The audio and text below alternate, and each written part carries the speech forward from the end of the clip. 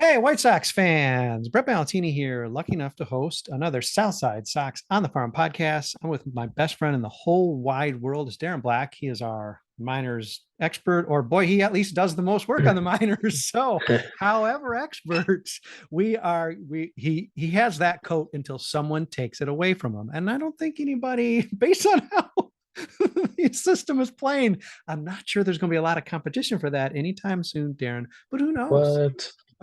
Maybe the offseason will bring a lot of very hungry prospects, writers to Southside Sox. But barring that, it's me and you for the time being. And certainly in the immediate term, we're going through your season ending wrap ups for each team in the system.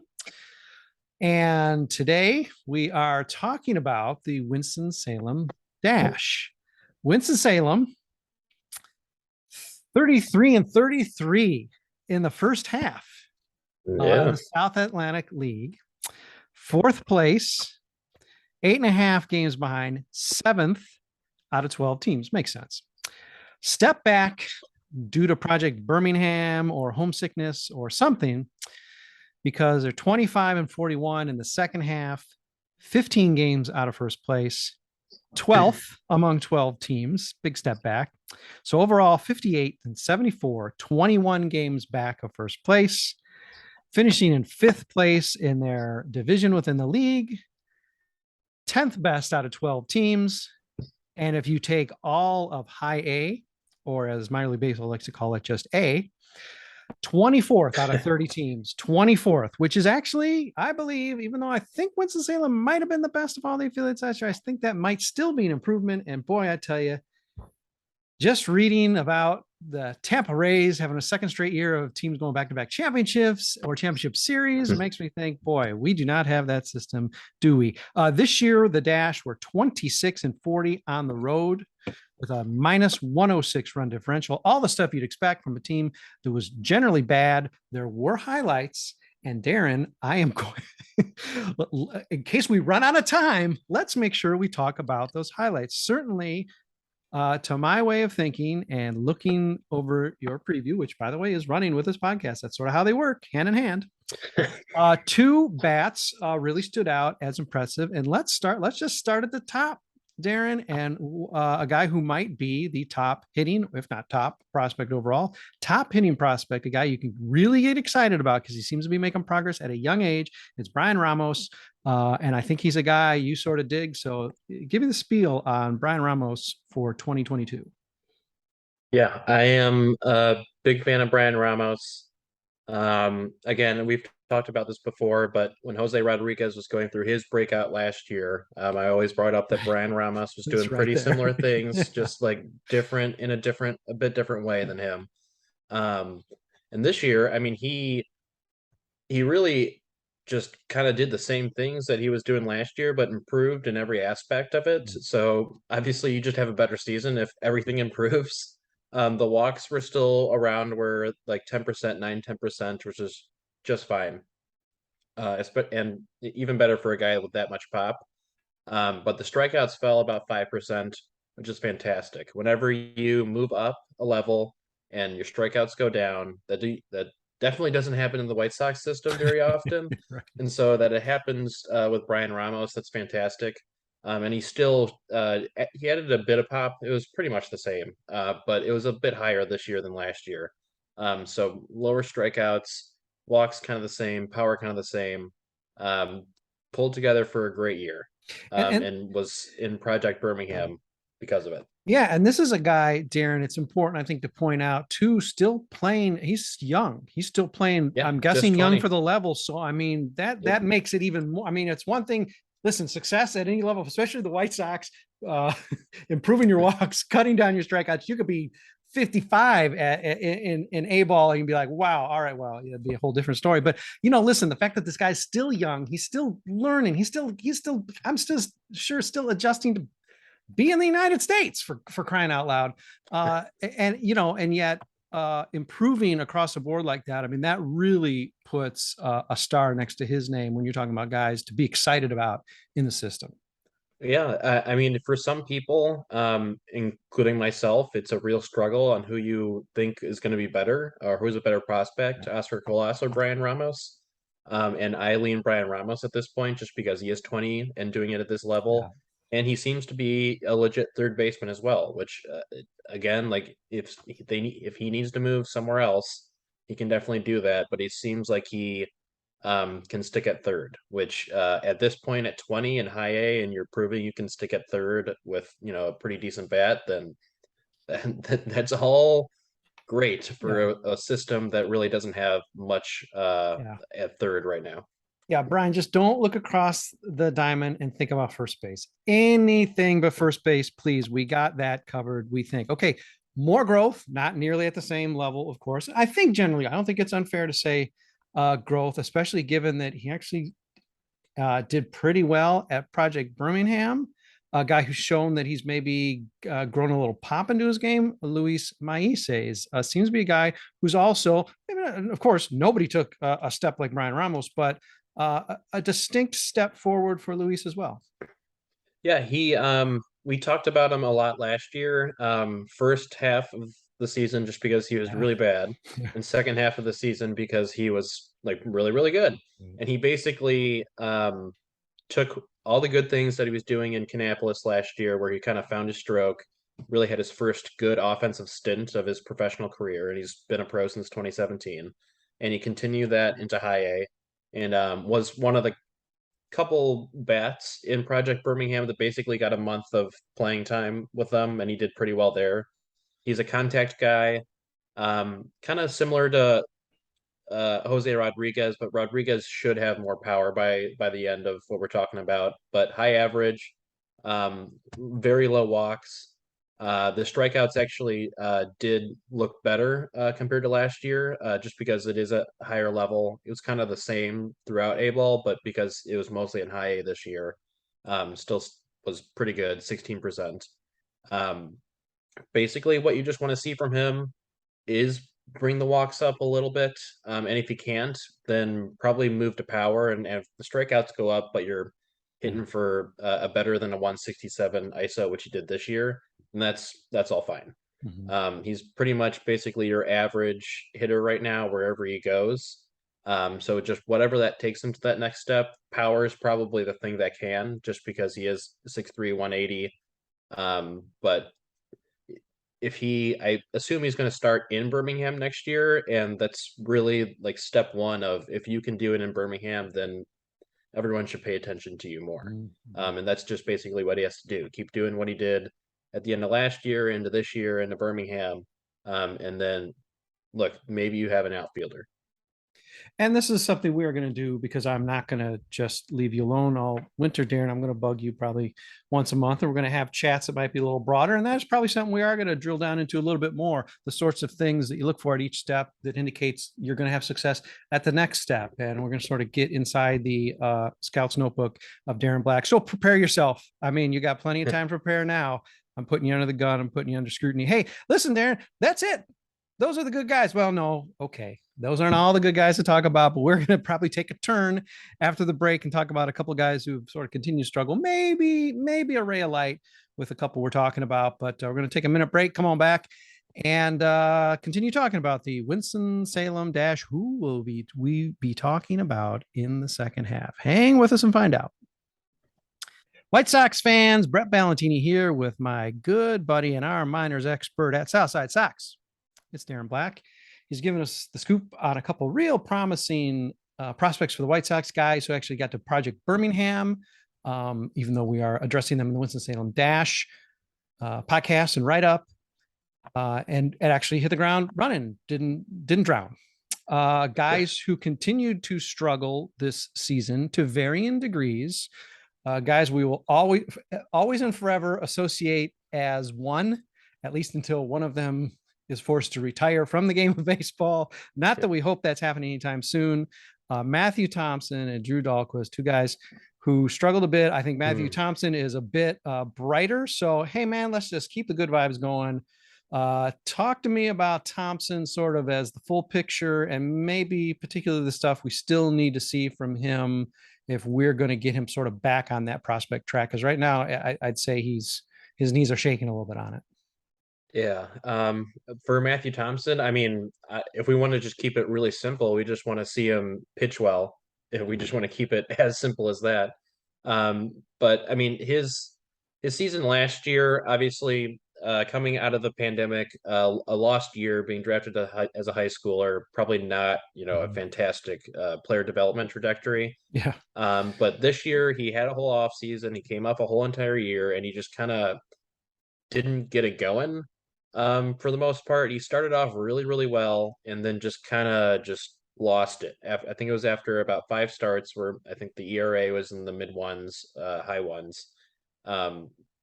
He just couldn't strike out anybody by the end.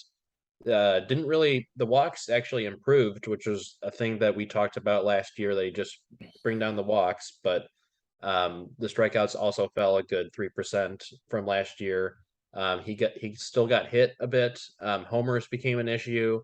Overall, still the year was actually better results wise than it was last year. But you don't want to see a guy with the stuff that he's supposed to have, fastball, couple good breaking pitches, or potentially good breaking pitches, and then strikeouts go down. That's definitely not what you want to see. Now he did end the year. I mean, I wouldn't say good with Birmingham, but the strikeouts did tick up a bit by the end with Birmingham. So just the whole chunk of that middle of the season, he just really looked pedestrian. So he's still young. He'll just be 22 next year. I assume he'll start in Birmingham. Basically, you just want to see him get outs because he legitimately has struggles getting outs, not just with the strikeout, but just any way possible. It's fair to say that in the offseason, we are going to be addressing in more detail or exclusively the whole concept behind Project Birmingham and the pluses. And listen, it's not just all pluses. It all sound fun. And when Chris gets up to the podium and chats about how cool it's going to be, it's very exciting for everyone. And then in reality, we see how it's executed, and maybe there's reason for some second guessing, but we're not doing that here. We're just talking about guys' seasons. And yes, Matthew Thompson. Okay, listen, Drew Dalquist last year, the one thing that people said, and again, if we're going to extend it to the sort of triumvirate, including Jared Kelly as sort of the young arms, the one advantage that Dalquist seemed to have over Kelly and Thompson last year was that he had enough durability to sort of pitch essentially a full season, which again is, and that's not absent praise, but that's faint praise, let's be honest. And this year, it seems like Drew just did not have a good year. And it seems like clearly not making progress the way you could even indicate that maybe Matthew Thompson did in 2022. So give me the lowdown on what's going on with Drew Dalquist and just what is his trajectory, because this is starting to get into maybe some scary territory. Yeah, well, the trajectory is definitely down from last year. Again, same with Thompson. Strikeouts went down, but the walks did tick down a little bit. So the command was there, but he wasn't missing bats. And when with that decrease, he basically was giving up a 300 batting average against, which, like a 250, like you don't want to see that, but a 297, which is what he was at, every 3 batters like getting a hit in a lineup is not great.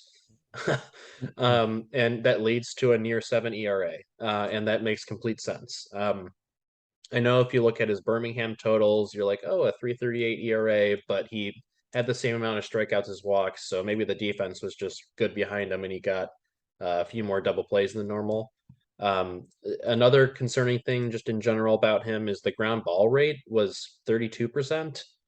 Normally, you don't really pay too much attention to that, but with the amount that batters are pulling against him, the amount of line drives he gave up, the amount of fly balls that he also gave up, 20, like a fourth of the balls in play against him were line drives, so that's pretty good contact right there. So that's where that 297 batting average against came from. Yeah, I honestly think that he should probably just start and stay in with the Dash next year as well. I know there's not, once we talk about Charlotte, God forbid, They has to have a real happen. lack of starting pitch talent, so like maybe they just need to put him in Birmingham just Yeah. because. Yeah. But if we're talking just straight development and we want to try to salvage something from him, he should probably stick with the dash and see if he can improve in year 2 there. I mean, listen, we got time. So, a sneak preview on this Project Birmingham. It's like, okay, even Matthew Thompson, maybe there's a case Drew Dalquist goes to Birmingham and pitches. And yes, you could say, as you even pointed out, wow, but look at that ERA. Maybe he just needed the challenge. Well, come on.